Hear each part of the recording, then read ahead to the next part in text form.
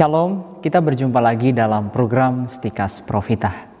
Kali ini kita akan berbicara tentang siapa sih yang boleh menafsir kitab suci. Kita sebagai awam Katolik pada umumnya kurang akrab dengan kitab suci kalau dibandingkan dengan saudara-saudari kita dari gereja Kristen.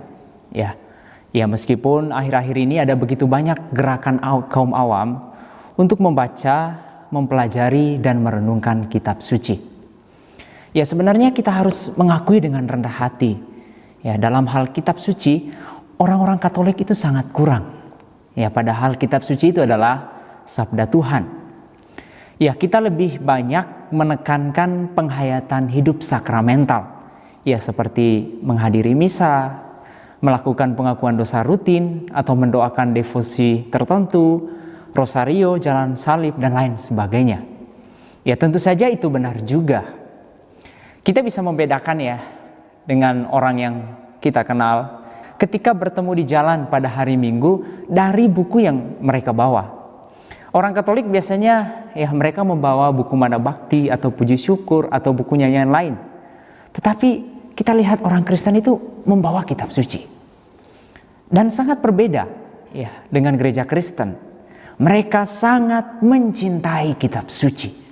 Mereka membacanya dan berusaha untuk menafsirkannya. Walaupun seringkali penafsiran pribadi. Nah, lalu bagaimana dengan kita sebagai orang Katolik? Apakah kita boleh menafsir kitab suci secara pribadi? Di dalam ajaran Konsili Vatikan kedua dikatakan demikian. Semua hal sekitar penafsiran kitab suci akhirnya harus tunduk pada penilaian gereja yang menjalankan perintah dan tugas ilahi untuk memelihara dan menafsirkan kitab suci. Nah, dengan demikian, di sini gereja tidak melarang penafsiran pribadi terhadap sabda Allah. Tetapi tafsiran itu hendaknya sesuai dengan yang diajarkan gereja, artinya tidak bertentangan atau tidak berlawanan dengan iman gereja. Nah, mengapa demikian? Pertama-tama kitab suci bukanlah buku yang gampang dibaca. Sabda Allah itu sulit diselami. Jadi bisa saja satu ayat yang sama itu ditafsir secara berbeda, bahkan bisa bertentangan. Nah, lalu kita mungkin bertanya, penafsiran siapa yang benar?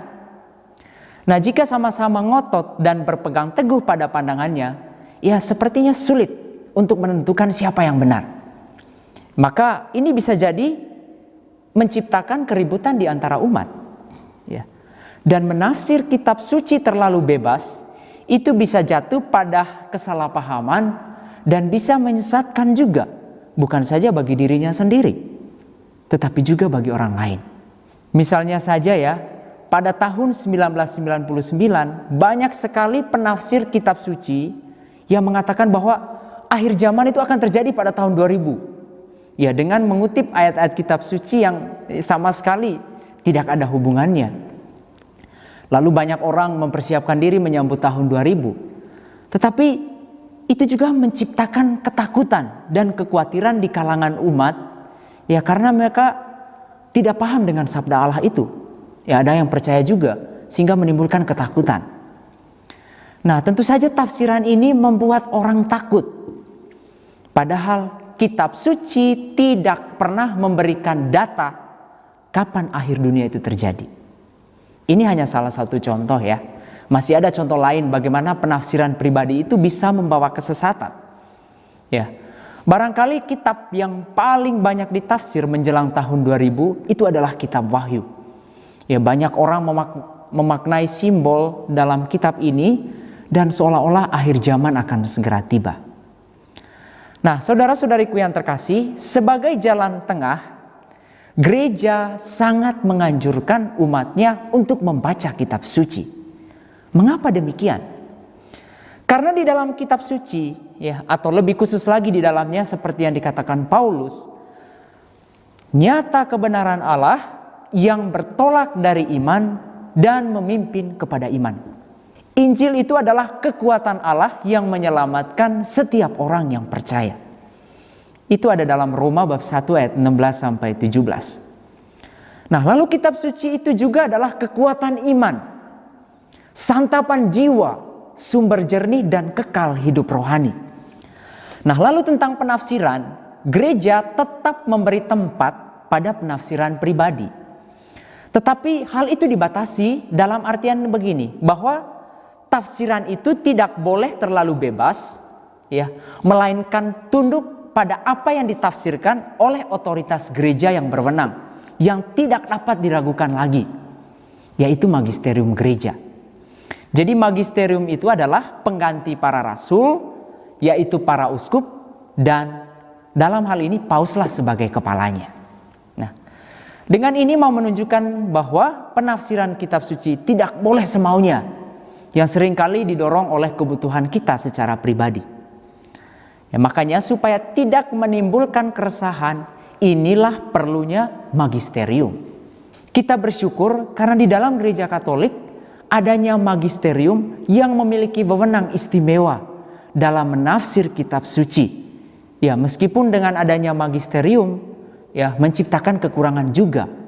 Ya, karena penafsiran kitab suci seolah-olah dibatasi. Tetapi meskipun ada kekurangan di sana, kita percaya bahwa apa yang ditafsir oleh magisterium itu adalah ilham Roh Kudus. Ya. Kehadiran magisterium itu mempersatukan pandangan tentang sabda Allah. Ya. Terutama dalam ajaran-ajaran kitab suci. Nah, kalau kita tetap berpegang teguh pada penafsiran magisterium, kita tidak perlu ragu. Ya, mengapa? Ya, karena kita percaya tadi bahwa apa yang ditafsir oleh magisterium berada di bawah bimbingan Roh Kudus. Jadi jelas ya dalam hal ini. Maka saudara-saudariku, mari kita membaca kitab suci lebih tekun lagi. Sebab di sanalah kita berjumpa dengan Tuhan. Ya, kitab suci itu menjadi sumber iman bagi kita. Kita boleh menafsirkannya secara pribadi. Tetapi ingat, harus sejalan dengan apa yang ditafsirkan secara resmi oleh gereja. Ya, ketika orang membaca kitab suci, seringkali penafsiran pribadi tidak dapat dihindari.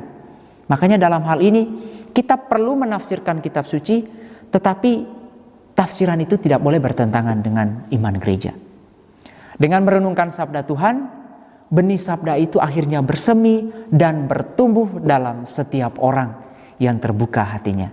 Semoga saudara-saudari mencintai dan mengenal kebenaran. Akhirnya Anda pun diselamatkan. Salam Profita.